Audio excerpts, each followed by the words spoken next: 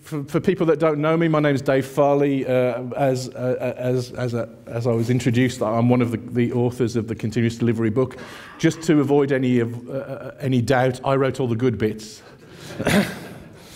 So I want to start with a kind of provocative idea, and the idea that I would like to start with is, I think that the vast majority of people in our industry have spent their careers not seeing what a good software project looks like. I think if you think about that, that's quite a disturbing thought, because if people have grown successful careers doing the wrong things, they're going to keep doing the wrong things. So I want to explore that idea in a little bit more detail and hopefully convince you that I'm right and give you some ammunition to go back to your organisations and maybe introduce people to what good really looks like. So I think that you can kind of take surveys of software projects with the English phrase is with a pinch of salt. It means that you don't really trust them completely. They're not rigorously scientific things, but even so, they tend to tell a fairly consistent picture. They tend to describe software projects that, on the whole, don't work very well. And this goes across all of the sorts of surveys that looked at, and believe me, I've looked at lots of them to try and gather some arguments to back up my thesis. This last one is particularly fascinating in a kind of depressing, macabre sort of way. In a study of large projects, nearly 6,000 projects of over $15 million, 17% of them go so badly that they threaten the existence of the organisations that begin the projects. That's not a great story of success. So I would argue that the state of the software industry has at best been somewhat suboptimal. It's not really been fit for purpose. It's not really been delivering what we ought to be delivering. I also think there's kind of signs of hope. I think that over the last few years, we've actually learned and gathered data about what really works. It's not kind of smooth yet, which is why I chose this picture. It's not perfect. It's not precise. It's not a silver bullet that's going to fix all of your problems, and it's hard to get it right. But I think we do know what works now. So what have we done? What have we tried over the years? We've looked at other industries. We've gone and we've kind of tried to learn from the experience of other places, and we've kind of taken ideas from those. We've come up with the waterfall models and V models, and we've come up with organizations where we break the development process into a series of steps and pass pieces over between different sections of the organization. We've tried more collaborative, more iterative approaches to things. Scrum came along kind of roughly at the turn of the century, and we've learned a lot from that in terms of the project management things. Extreme programming introduced a lot of valuable practices that we've learned from. We've tried hiring really smart people and putting them in the corner. We've tried hiring young, smart people and putting them in the corner because they're a bit cheaper. And we've tried hiring young, smart people in foreign countries and putting them in the corner because they're even cheaper. And this kind of adds to some of our ability to deliver software, but doesn't really answer the question. So I want to go back a little bit into history and talk a little bit about waterfall, because waterfall is one of those ideas that I believe has kind of infected our industry for a long time. And this is the paper that Dr. Winston Royce wrote describing the waterfall process. He wrote this in it was around 1970. I think it was, I've just seen copyright 1970.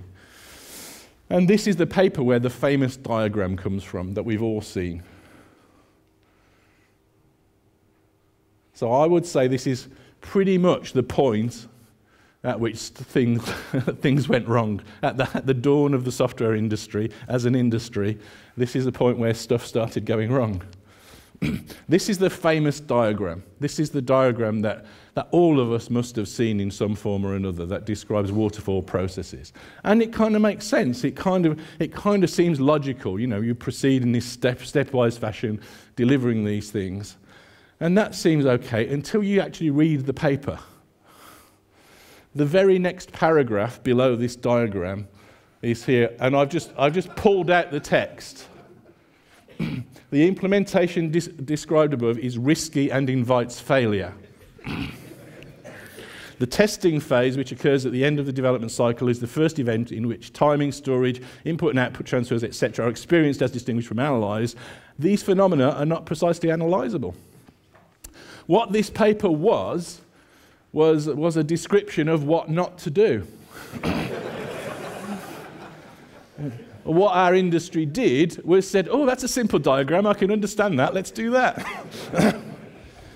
And actually, when you see what Dr. Royce was recommending, it's kind of understandable, because this is what he was recommending. This diagram is not quite so digestible. This diagram is not so easily reproducible in your PowerPoint slides. Even if I didn't bother doing that, I just made the digital copy. What's really interesting, though, is if you do read the paper and what it's describing. And one of the things, you know, I think this stuff is way too complicated, all this stuff around here. But this stuff starts to get interesting. So do the job twice if possible. Testing must be planned and controlled. But this is the stuff that really got to me. What he's describing is that we need feedback loops. We need loops from testing back into development, and from development back into design and requirements. He was describing in 1970s pretty much what I think we would talk about as an iterative development approach these days. So that's kind of interesting, I think. I want to show you this series of pictures which is going to tell you an amusing story. You can see that this is the west coast of Ireland, and you can see that there's something bad has happened. A car has fallen off the quayside here. I spoke at a conference on the west coast of Ireland, and one of the chaps came up to me afterwards and said, "That's my cousin," which I thought was amusing. But anyway, I'm going to play a series of pictures. So what do you do when a car falls off a dock? It's fairly obvious. You go and get a crane and you lift the thing out. Oops. Bad stuff happens. What do you do now? You get a bigger crane. Can you see where this is going?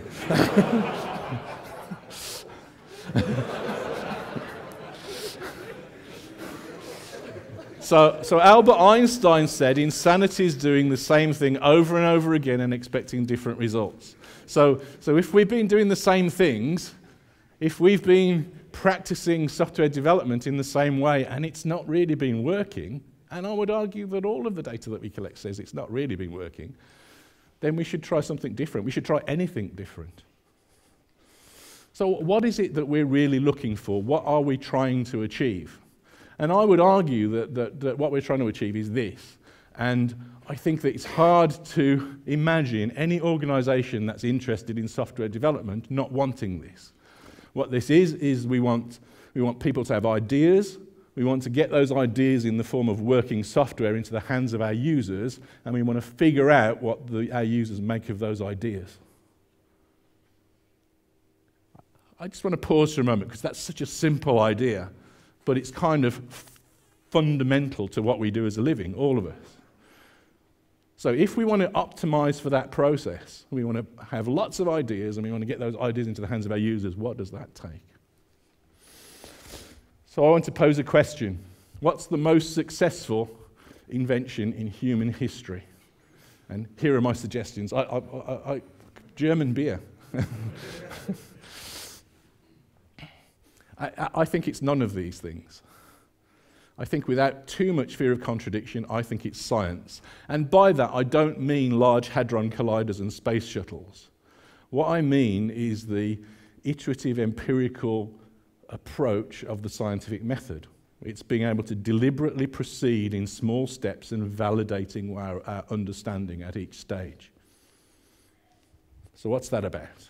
So, like all good presenters, I went to Wikipedia and looked it up, and this is how Wikipedia describes the scientific method.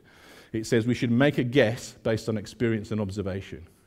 We should propose an explanation for why what we observe happens. We should make a prediction based on our observations, and we should test that prediction and figure out whether our prediction was right or wrong. An interesting thing when you start thinking about this stuff is actually we only really learn when our predictions are wrong. At the point, if we're predicting things and our predictions are fulfilled, we're not really learning anything new. But at the point at which things go wrong, we're learning new things, which is interesting. So let's if we want to be more scientific, let's look at some more data. And again, I want to remind you that you shouldn't really either trust me or this data. You should go and do your own research. But this is what the research says. This is data from the Chaos Manifesto, which is a report on software project success that's been published over a long time now. I'm at least a couple of decades, I think. And it tends to tell a pretty consistent story, and it's usually fairly depressing. And this is data lifted from that. So on the whole, waterfall projects are 14% successful. So by successful, what they mean, it's on time, on budget, delivering the function that people wanted. Agile projects do a little bit better. Still not perfect by any stretch of the imagination, but better. Lots of people think that data is much too pessimistic.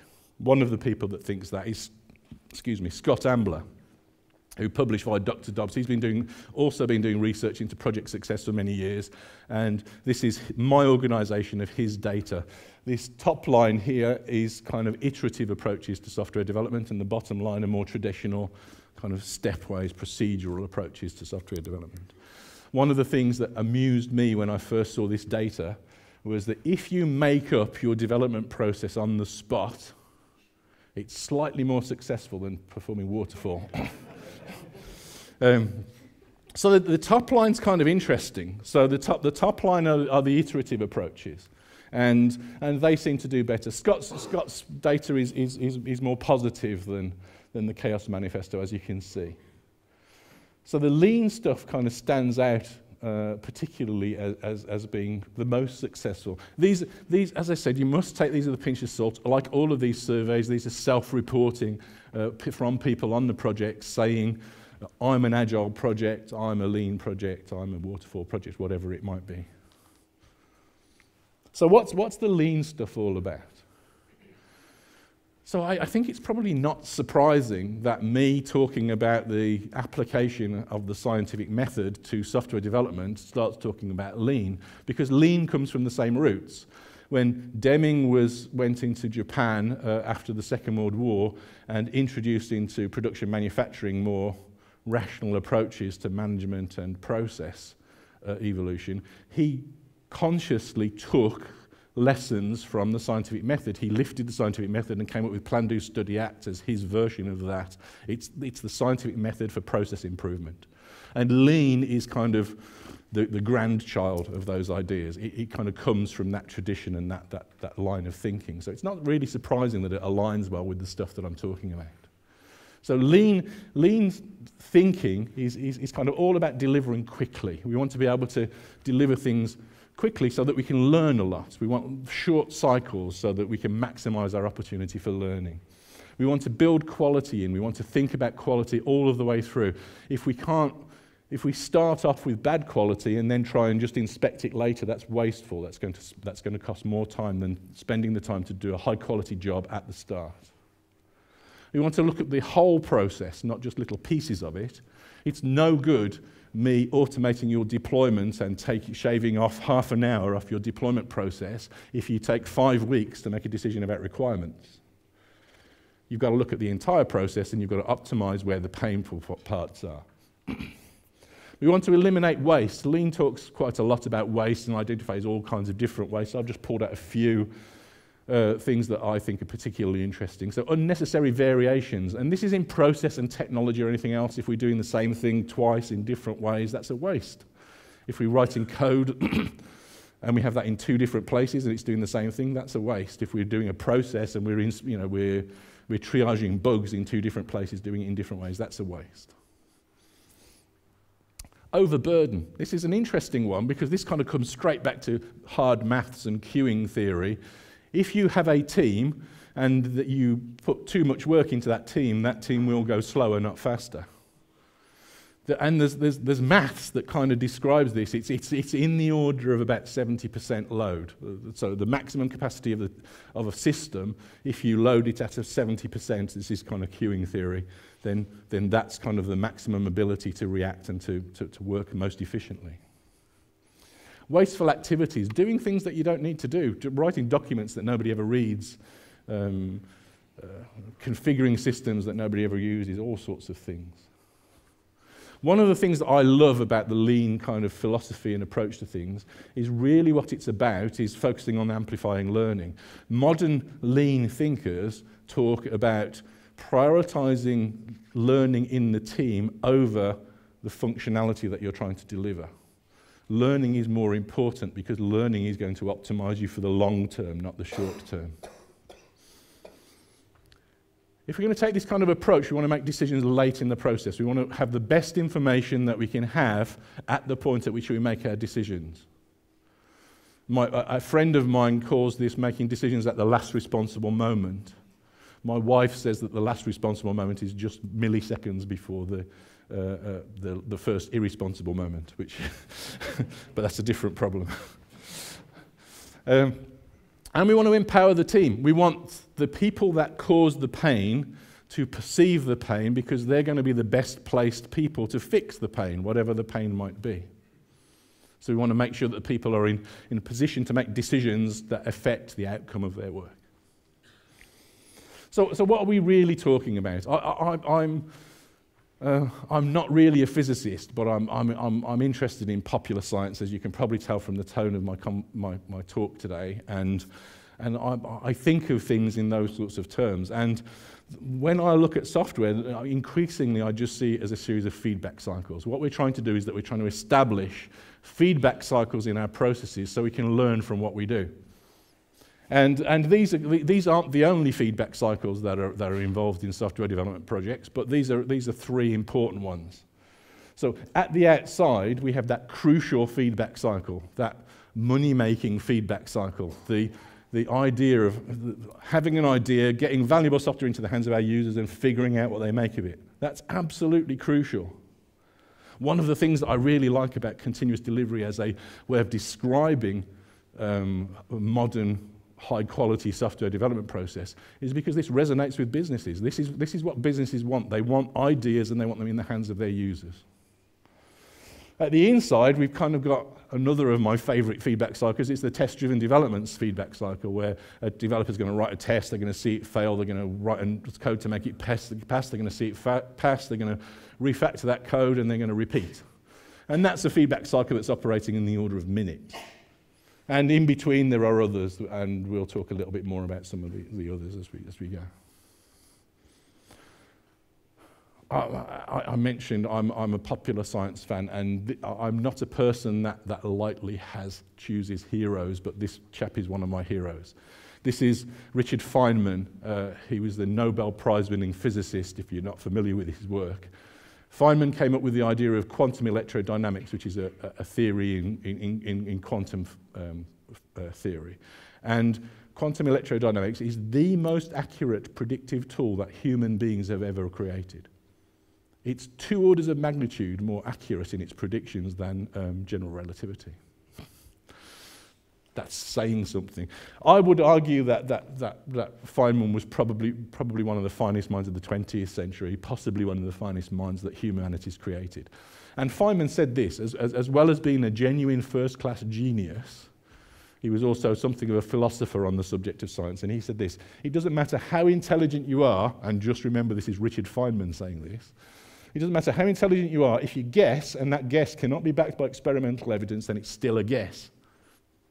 So we need to find ways of working that allow us to be more experimental. We need to find ways of working that allow us to make predictions based on our observations, design tests that's going to validate those predictions, and carry out those tests.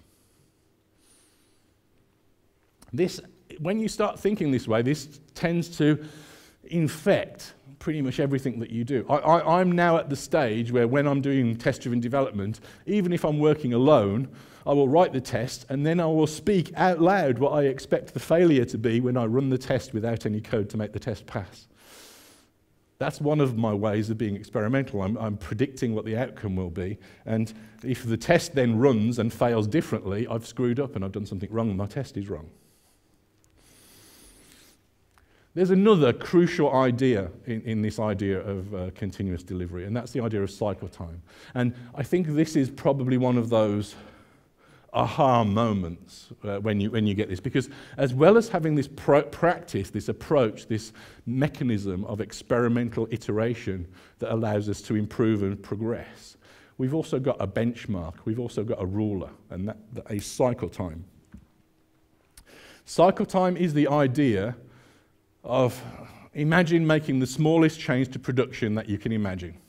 So you're kind of ruling out all of the complexity of designing the change and all that sort of stuff. Now, what would it take to get that change into production, doing all of the normal processes and validations that you would and should carry out in order to make sure that that change is safe? I'm going to show you two cycle times from two projects that I worked on. The first one, I used to be a consultant for a consultancy company some years ago, and this was for one of the big banks in the UK. And their cycle time was 103 days.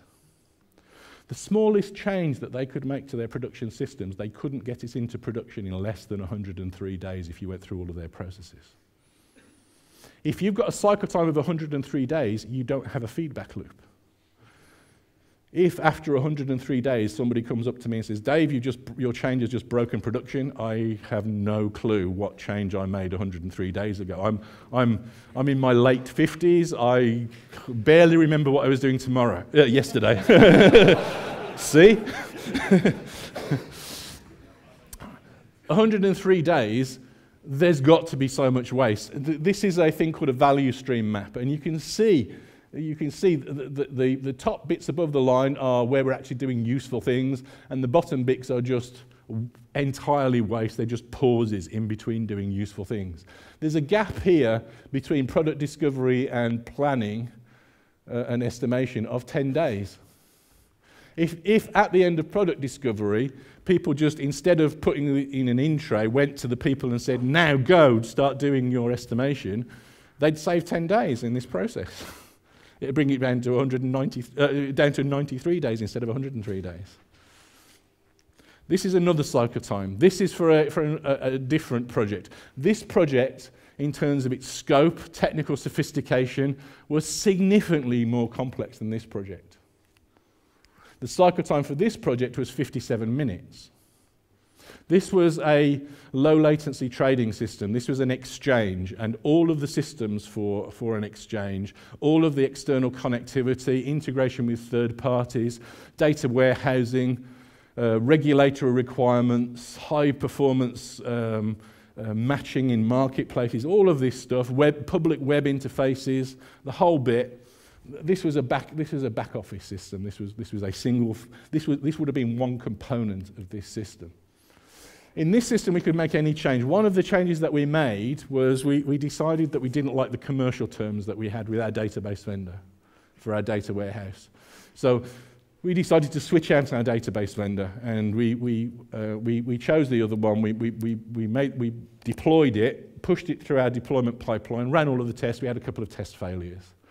We went and fixed those problems. We ran it through again. It all passed. Next time we released the software into production, we released it into production. So it was actually twice 57 minutes to change our database. I've worked in organizations where just that project would have been a 6-month project with a 10-man team. If you've got a cycle time of 57 minutes, then you've got a chance. If somebody comes to me after 57 minutes and says, Dave, you've just broken production, I've probably got a chance of remembering what I was doing an hour ago. It's not sure, it's not certain. If somebody comes to me after 57 minutes and says, you've broken production, the numbers of changes that will have gone into a 57 minutes is relatively small. So the scope of the change that between when it was working and when it's broken is small. It's going to be easier for me to figure out what went wrong. It's going to be easier for me to reason about what's doing. Each of these releases is lower risk. We're amortizing the risk of a release by smearing out the risk over time. Doing many small releases is less risky than doing fewer larger releases. I believe that if you walk out of the room now, leave this conference, and do nothing else but use cycle time as a benchmark, work iteratively and experimentally in small cycles, I believe that you will be forced to evolve all of Agile, all of Lean, all of continuous delivery, all of DevOps. You can't deliver software quickly and efficiently without having small teams that work collaboratively. You can't deliver software quickly and efficiently if you've got silos in your organization, barriers between development and operations. You can't deliver your software quickly and efficiently if you don't have a great story on automated testing, configuration management, automated deployment. All of these things fall out. We don't very often have tools that are this powerful.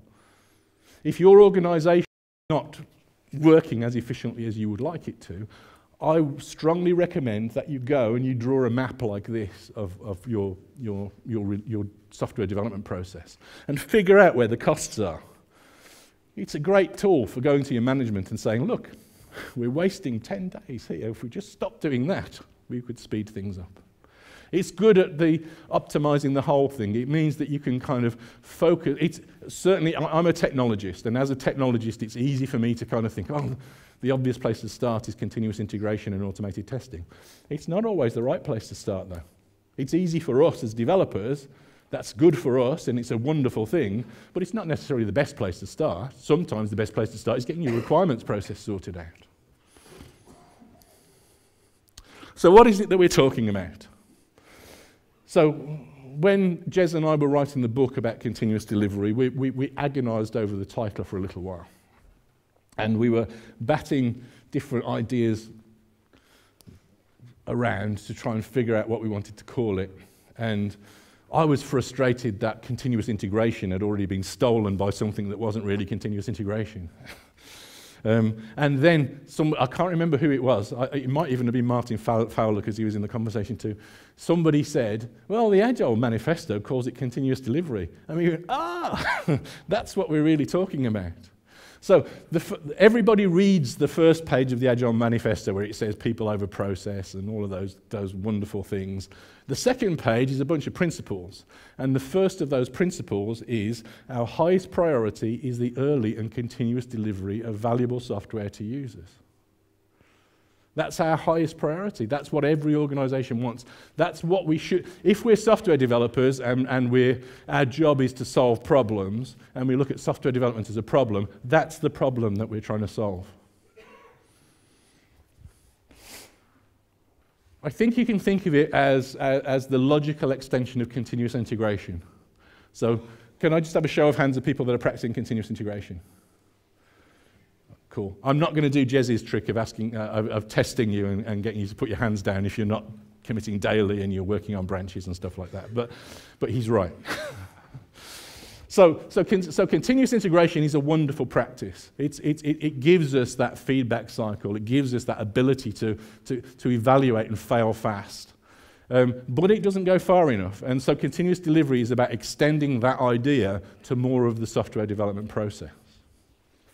I like to think of it as a holistic approach to Agile, to software development. I often have kind of friendly, bantering arguments with friends from the DevOps community. We're saying the same things, and we use slightly different terminology, but we're absolutely in the same camp. We're saying the same things. I think that continuous delivery is a slightly better way of describing it because I think it resonates with businesses better. Or you can say to a CEO, don't you want to get your ideas into the hands of your users more quickly? That makes sense. You're talking about DevOps, so don't you want your developers to talk to your operations people? Yeah. Who are operations people? So I think it's a holistic approach. It's about looking at the whole of software development and figuring out how we make it better, how we make it work to get ideas into the hands of our users as quickly and as efficiently as we can. A good mental model for what we're describing here is if you imagine every change that's destined for production gives birth to a release candidate. And then we want to evaluate that release candidate and figure out whether that release candidate is fit to make it into production. If we find anything wrong, we discard the release candidate. That's an important idea. We can never prove that a release candidate is fit for production. This is falsifiability, Karl Popper from the 1930s. This is another of those lessons that we learn from science. I propose that all swans are white. I can never prove that, but I only have to see one black swan to know that all swans aren't white. I propose that my software works in production. I can't prove that, but I only have to see one failing test to know that it's not fit to work in production. So we use our testing as a falsifying mechanism. Any one test failure rejects our release candidate. We throw it away. And this list is taken from the Continuous Delivery book. And if I'm honest, there aren't that many things in the book that I would change today. So it was published about 5 years ago. And there aren't that many things that I would change. But this is one. That's not enough. Released into production is not enough. In the hands of users, delivering real value is what finished means. Many people from the operations side will say it's not actually finished until it's retired and it's taken out of production. And I can understand that perspective, but I think a useful measure from a development point of view is in the hands of users delivering value. That's where we've closed our feedback loop. So what are we really trying to do? What are we really trying to achieve? We're trying to create a repeatable, reliable process for releasing software. The bad news is, if we want it to be repeatable and reliable, it kind of rules us out. Human beings are not repeatable and reliable. We're wonderful. We're wonderful at many things. Repeatability and reliability are two things that we're not wonderful at. Machines are wonderful at that, so we should use machines for the repeatability and the reliability. If we want repeatability and reliability, then we've got to automate nearly everything. And if we want to automate nearly everything, we've got to have a really great story on version control. We've got to keep nearly everything in version control. And by that, I don't just mean our source code. I mean the provisioning of our environments, the configuration of our systems, the configuration of our hardware, the switches in our network, everything. We want a good mental model of this, a good sort of thought experiment is to imagine running the version of your software that was in production 6 months ago. Can you do that? Can you run all of the tests against it that were run at the point at which it was developed? If you can do that, your configuration management system is in a good shape. Most people, that's quite a challenging idea. Software's unusual stuff. Most of human experience, if something is difficult or painful, it probably makes sense to avoid it. In software, if something's difficult and painful and you avoid it, it just gets worse. In software, if your release process is challenging, if it gives you sleepless nights and you're releasing your software once every 6 months, the worst thing you can do is to say, this is really bad, we're going to start releasing once every 12 months instead.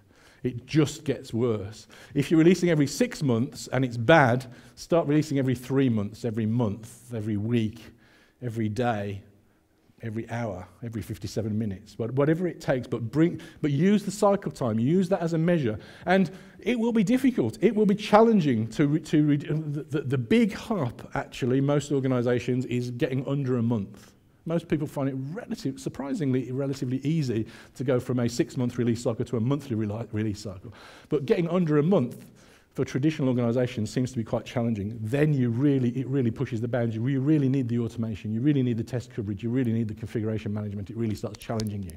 What this does, it's not a silver bullet. It doesn't automatically, everything doesn't magically work, but what it forces you to do is face the real problems that you really have and address them. And if you're releasing every day, every week, every few hours, you've got to get good at it. You have to get good at it. You have to use the automation to become good at it. If we want to do that, our systems need to be deterministic. We need to be able to deploy them, evaluate them, and have reliable, repeatable results. So that means they need to be high quality. Flaky systems tend to be less deterministic than high quality systems. So working in that way, making sure that we care about design principles like separation of concerns to make sure that we can write tests and keep our code running, even while it changes, keep the tests running even while the code that's being tested is changing. Those sorts of ideas become really important. And this is all kind of high quality in design and technology. We've kind of talked about this next one. Done means release. Done means in the hands of users delivering real value. Until it's doing that, you're not done. If you think about software development, particularly in a modern context where, you know, as people say, software is eating the world, everybody's interested in what's going on when you're releasing software. The development team, clearly, the operations team, testers, analysts, the business, the CEO, the cleaning lady, everybody cares about it has an impact on them. It's important to the organisation when we're releasing software. So our processes and our technologies need to be transparent. They need to present information in digestible ways. It needs to be clear what the message that they're giving. You want information radiators that are sitting and as anybody walks past, they can look and say, oh, that change is going into production in a couple of hours, or whatever it is. You want to be able to, they want it to be digestible and understandable. And in order to do this, we need to improve continuously. This is not a kind of approach where we can kind of buy a product and say, now we're doing continuous delivery, or have a 6-month program, engage a consultant like me to come in and transform your organization in 6 weeks to be continuous delivery. That's not going to happen. This is a culture change. Organizations that practice this stuff look significantly different to organizations that don't. They work in different ways. Their businesses are organized in different ways. The business think about change in different ways. These sorts of organizations are more experimental. And they're more experimental because the process, technology, and automation allow them to be more experimental. They give them a platform that allows them to experiment with ideas. This is me being big-headed. This is a quote from Forrester from a couple of years ago. If agile software development was the opening act to a great performance, continuous delivery is the headliner.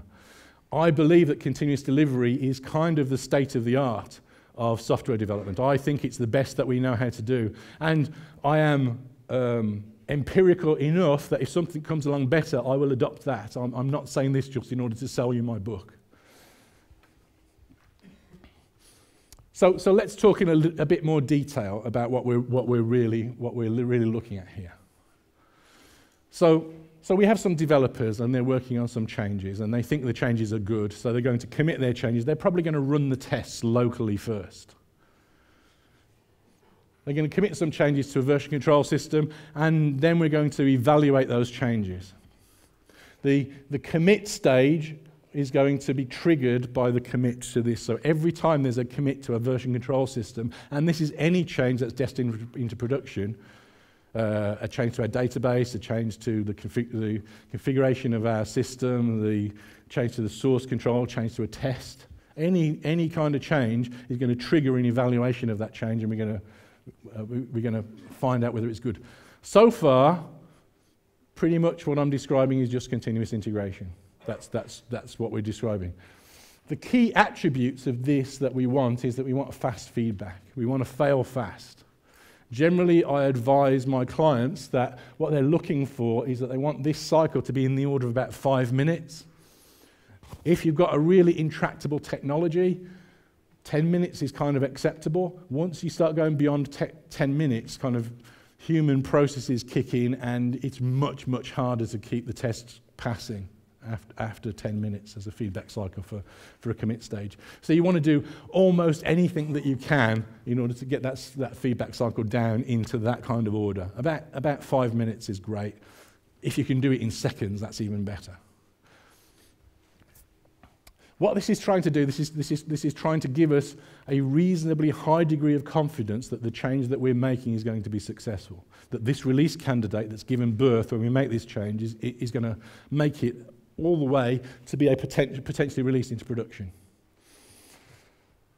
If the tests fail, we want the developers to be there, ready to fix it there and then. So the classic continuous integration approach, which I'm describing here, is the developers sit there, they wait for the tests to pass before moving on to new work. There are other ways of doing this. You can automate this. You can do gated builds where the developers can commit and it only makes it into the version control system if the tests pass, those sorts of things. That works too, but essentially this is the process we're trying to describe. We don't want this to progress any further if any of these tests fail, and we want these guys to be there ready to fix it if it fails. If it succeeds, then we want to hold on to what we created. We want to take the releasable units, the things that we're going to deploy into production, the artifacts that compose our release candidate, and we want to save those because we don't want to rebuild our software afterwards. We don't want to recompile it because if we recompile it, maybe there's a different version of the compiler. Maybe we're linking with different libraries. Maybe we'll introduce a bug that the tests in this stage would have found. So we don't want to redo it. We want to save the things that, we've built it, we tested this thing, this is the thing that will make it into production. So we create these releasable artifacts and we store them. We generally store them somewhere else other than our source control system because when you store these things in source control system, my experience is it blows up the source control system in under a week. The first time that we did this in the early 2000s, we killed our source control system very quickly. So we want to store them somewhere else. These days, you're probably going to use a technology like Artifactory or Nexus or something like that to store these binary images. They might be jars, WAR files, .NET assemblies, RPMs, YUMs, whatever makes sense to your deployable unit, whatever makes sense. Now, I think that there are few stronger advocates of test-driven development than me. I'm a believer. I think test-driven development is a wonderful thing. Test-driven development applies a pressure on software for good design, which prior to test-driven development, the only thing that applied that pressure was us being smarter, and that's not a great way of doing things. But what test-driven development does, and what unit testing does, is it asserts that the code does what the developers think the code should do. That's not always the same as asserting that the code does what the users want it to do. I worked on a project for, I was building a point-of-sale system for one of the UK's larger retailers, and this was a very big project. There were 200-odd people working on this project. And we were doing much, this was one of the projects where some of the ideas of continuous delivery were born. And we were doing much of the stuff that I'm describing.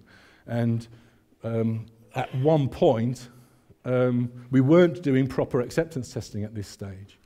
At one point, somebody came and says, I've just deployed a version of the software and it's not working. And so we went back, we went through the history of our systems and deployed, and we found out that it hadn't been working for 3 weeks. All the tests were passing. We had lots of tests, lots of unit tests, and they were all passing. But the system hadn't been working for more than 3 weeks with 200 people working on it. So we need a different kind of test to assert that the software actually does what the users want it to do. These tests, these are optimized to give us fast feedback. If we want that fast feedback, these have got to give us results in the order of about 5 minutes. Therefore, we can't afford them to be going and talking to disk. We can't afford them to be talking to a database. We can't afford them to be communicating across a network, starting a web server. These are going to be in-process local tests. They're going to be pure unit tests. The code and the system under test are going to be running closely together and just giving that kind of level of assertion. The vast majority of those tests, that's what those are going to be doing. Acceptance tests, we want the reverse. Well, what we want of those is we want to evaluate the system in lifelike circumstances. We want these to be whole system tests. We want to deploy the system in as lifelike a representation of our production environment as we can sensibly deliver. So we want it to have those same kind of process boundaries, the same bits of hardware where the hardware is important to our system. And we want to evaluate these changes from the context of an external user of the system. So we want to write tests that treat the system as a black box at arm's length and evaluate these in lifelike scenarios. These things will assert that the software delivers the value that we believe it should. A good way of plugging this into your development process is to make it part of your definition of done that every acceptance criteria that you specify associated with a story must have at least one automated acceptance test to verify that acceptance criteria is met. These are different kind of tests. You don't want to be doing unit tests. You don't want full coverage here. You want functional coverage. It's a different kind of thing. These tests are going to be more expensive. These tests are going to take longer. We're going to be starting up a real version of the system and shutting it down, collecting results, interacting with it. These are going to be much more expensive than these guys.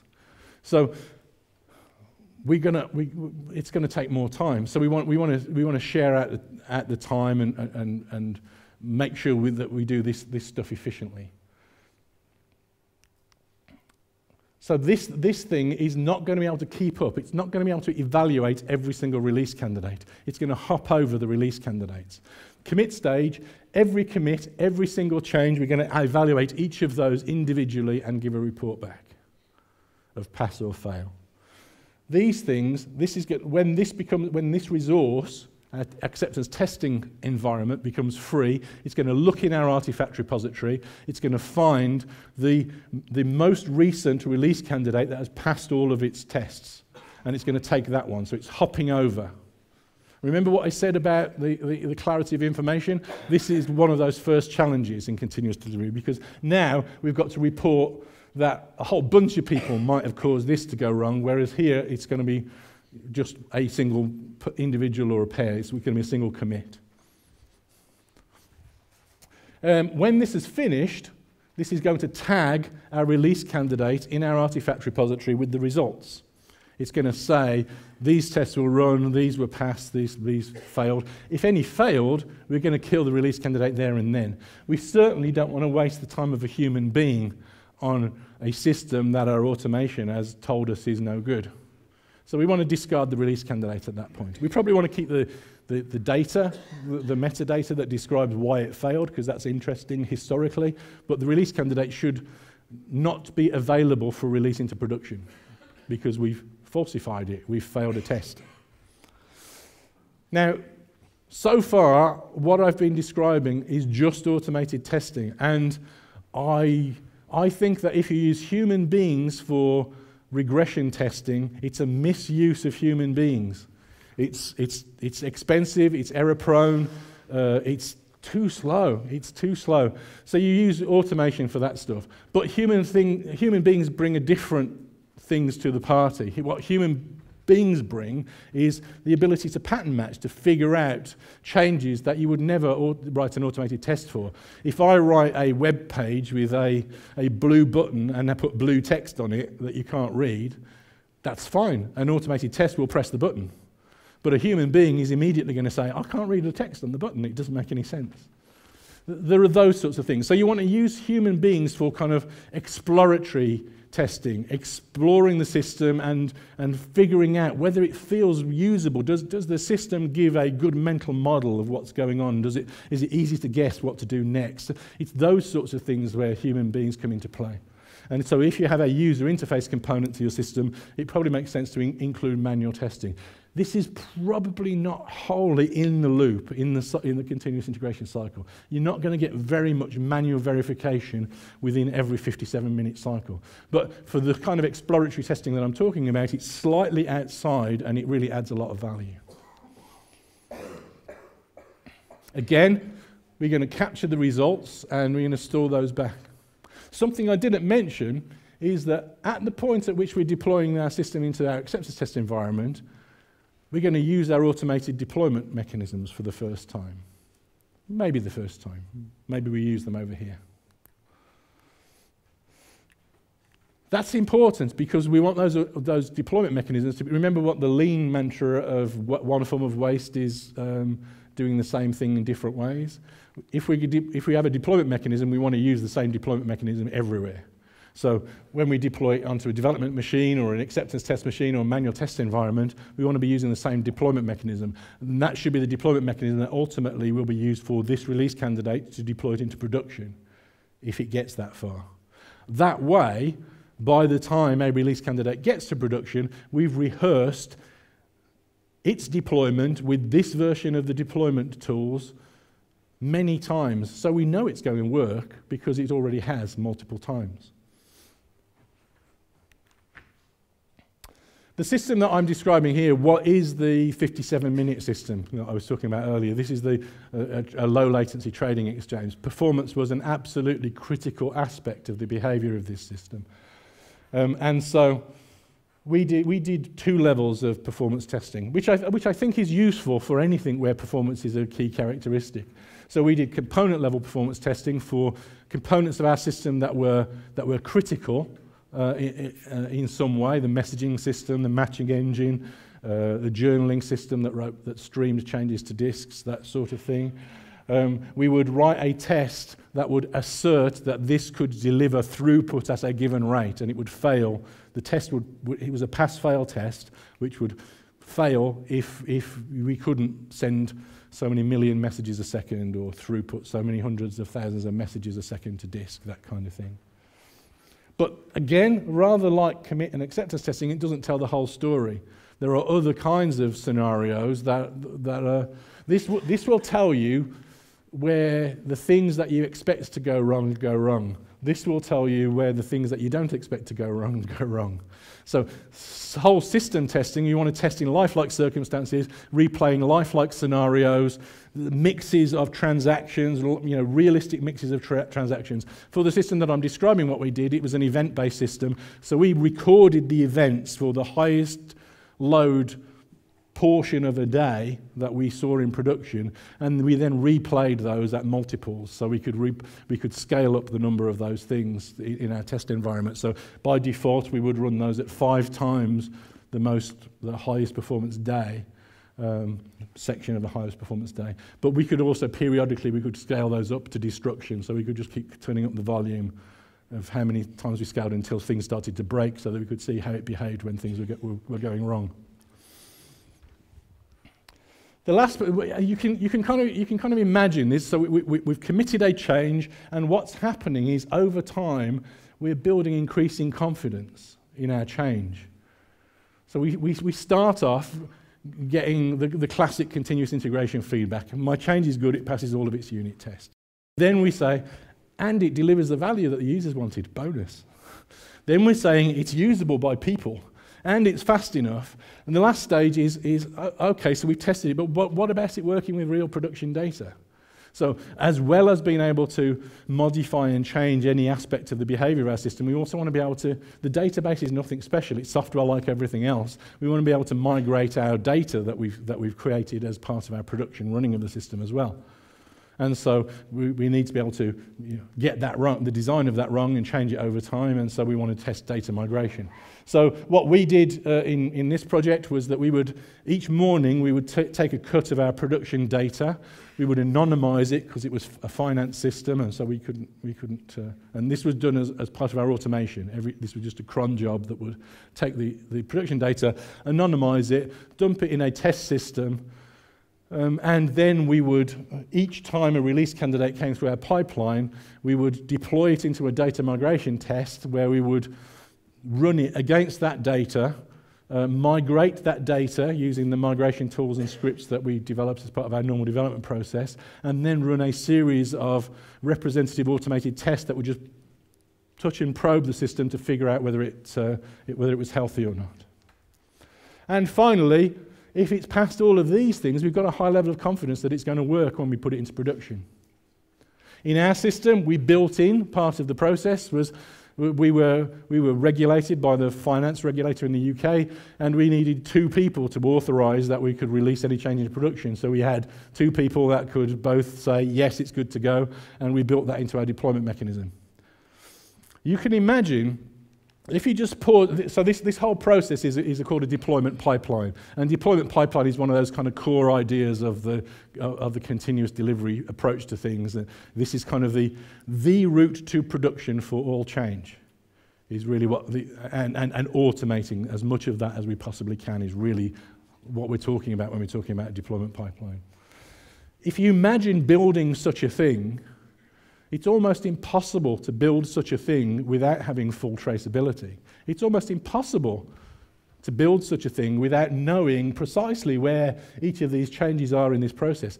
Regulators love this stuff. My background is working in heavily regulated environments, and at first they tend to be really, really nervous. When you say, we want to be releasing, every 57 minutes, they go, what? You're crazy? But when you describe what's going on, this is what they're looking for. This is perfect traceability. This gives you Sarbanes-Oxley, if you work in those sorts of environments, levels of traceability, almost as a free byproduct.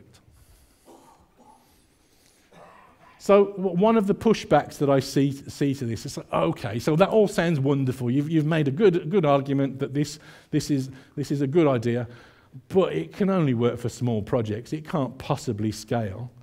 So my argument to that is the Google build process. So Google have taken the unusual approach of having a single monolithic repository. All of their software pretty much is in just one repo. And every time anybody commits any change, everything's evaluated together.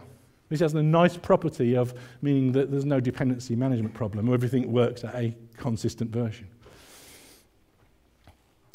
This data's old now. These numbers are way too low now. But they have 60 million builds per year and growing exponentially, 100 million lines of code, more than 20 commits a minute, and 100 million test cases executed every day.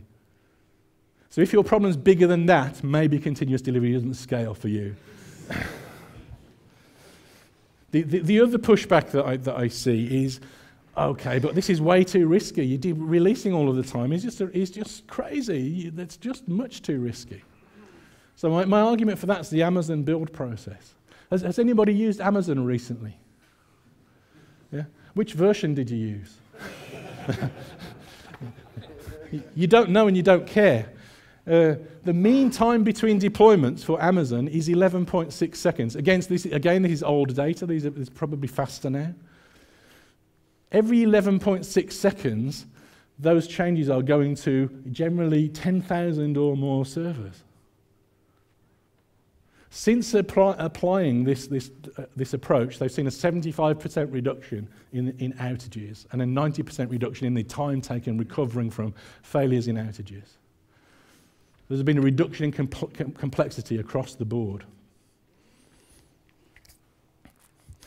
The last story I'm going to tell you is,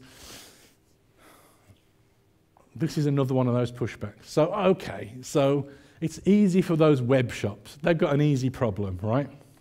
Okay, but my technology is way too hard. You can't possibly do this. Increasingly, my clients are in weird spaces. So I'm talking to people that are building cars, building hardware, building chips. One of the organisations, I'm not talking to these people, but one of the organisations that talk about their continuous delivery experience is HP LaserJet. This is the firmware, the chips in all HP LaserJet devices. Now, HP were in a terrible bind a few years ago. So the interesting thing is that they kind of collected the data. they got to the stage with their development process where the business had stopped asking for any change because their backlog was so large that they knew that they would never get it. They had a backlog that I think was more than 3 years in length. They broke down their development process into these bits of work. Innovation is doing anything new. It's not detailed, clever research. It's just delivering new features. 5% of their global development effort went on doing new stuff. 25% of their effort went on porting code because they had one repository, but every device had its own branch within that repository. So if you added a new feature to this printer over here, you then had to port that feature to all of the other printers. So 5 times the amount of effort went into moving changes between branches in their version control system than went on doing new stuff. This is an interesting story because their recognition of the position that they were in and their approach to fix it happened in parallel with Jez and I writing our book. So they hadn't read anything about continuous delivery or this stuff. They hadn't even read much about agile development and stuff. They did what I said before. They started from first principles and said, what is it that we really want? How do we optimize for that? And they came up through parallel evolution with continuous delivery, the same thing. After applying these approaches and re-engineering their software to make it work, to make it testable, they changed. So they're now spending 40% of their global development effort on doing new things. You can see it's really very, very different, the distribution of work from before and after. They spend a lot of time building, thinking, planning, automated tests. A lot of time, a lot of their effort goes into that stuff, but they get the bottom line payoff. Since adopting these approaches, they've seen an overall reduction in their development costs of 40%. Programs under development have improved by 140%. Increased. Development costs per program are down, and the resources driving innovation have now increased by a factor of 5. This is described in this book. I recommend this book. It's a good read. It's not deeply technical, but it's interesting for those organisations that are looking that work more traditionally and are looking for ways to change and evolve their processes. I would argue that what we're really talking about is that continuous delivery changes the economics of software development. I believe that we finally learned what good looks like. I believe that we now know what works. And increasingly, there's data to back me up. There's peer-reviewed research into business success that, for the first time ever, identifies a software development approach as having a direct impact on bottom-line profitability. First time ever that we've seen that. And continuous delivery and DevOps are driving that message.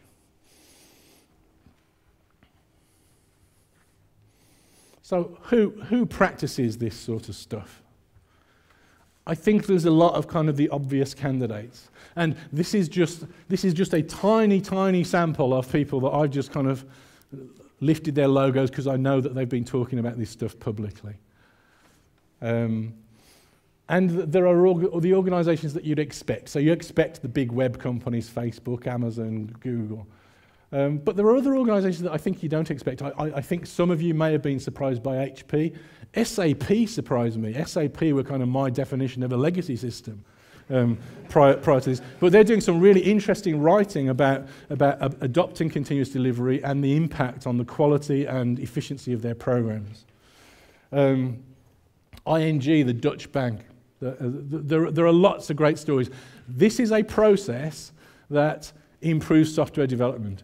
I believe that the only kind of software development that it probably doesn't really improve is if you're a one-off developer writing a website for your mum's cake shop, maybe you don't need this. I think beyond that, I think that this is what modern software development should look like. I think that this is more efficient, it's more effective, it produces higher quality outputs. I believe that continuous delivery will impact you whether you adopt it or not. I believe that either you will adopt this as an approach and you will get to make your businesses more experimental, or your competitors will adopt it and they will outcompete you in the marketplace. With that, I am finished. Thank you very much, and I hope you enjoy the conference.